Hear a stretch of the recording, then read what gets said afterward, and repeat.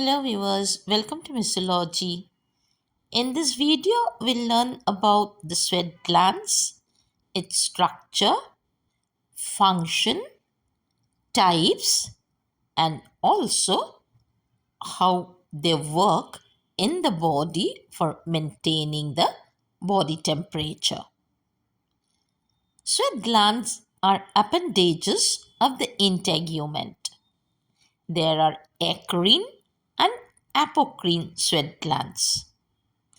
Both these types they differ in embryology, distribution, and in function in the body. The eccrine glands are simple, coiled, tubular glands which are present throughout the body, most numerously in the soles and in the palm.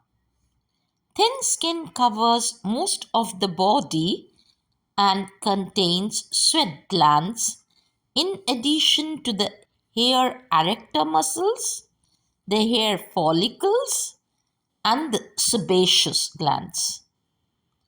Exceptions are the vermilion border of the lips, the external ear canal, the nail beds, glans penis, clitoris, and labia majora, all of which lack sweat glands.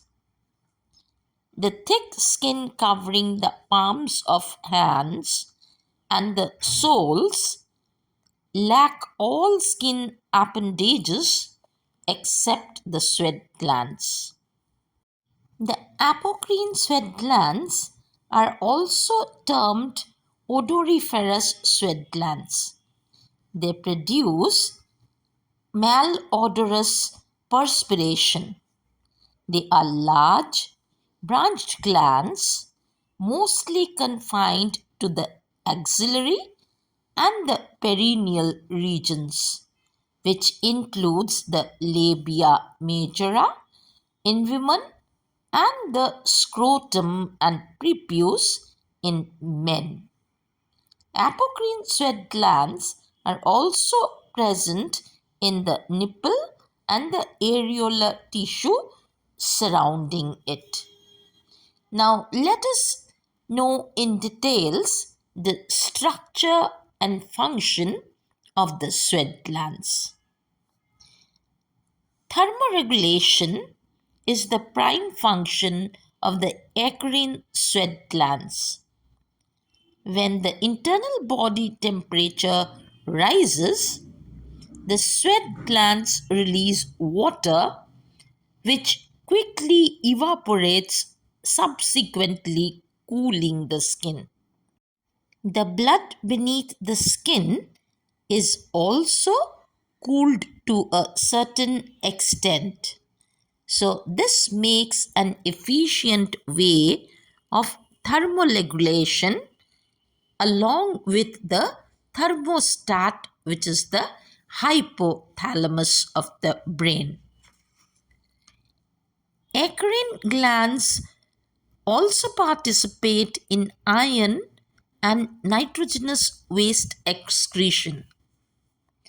In response to emotional or thermal stimuli, the sweat glands can produce around 500 to 750 ml of sweat in each day. The apocrine sweat glands are functional at puberty under the sex hormone stimulation. They are associated with the hair follicles in the groin and the axillary regions. The viscous protein rich secretion is initially odorless, which later develops an odor after the bacterial exposure. Modified apocrine sweat glands include the ceruminous glands in the auditory meatus, the Moll's gland on the free margins of the eyelids, and the mammary glands of the breast. Sweat glands play a regenerative role in preventing any kind of skin damage. In cutaneous burns, the sweat glands also help in producing more epithelial cells which progress to form a new epithelium. Blood supply to the sweat glands. Sweat glands receive the blood supply from cutaneous perforators of the underlying source, which is actually the vessels opening directly or via septofascicular or the branches of the musculocutaneous perforators. Plexus are formed, creating a continuous vascular plexus in the skin. The lymphatic drainage parallels the blood supply, starting with the blind lymph capillaries in the dermal papilla.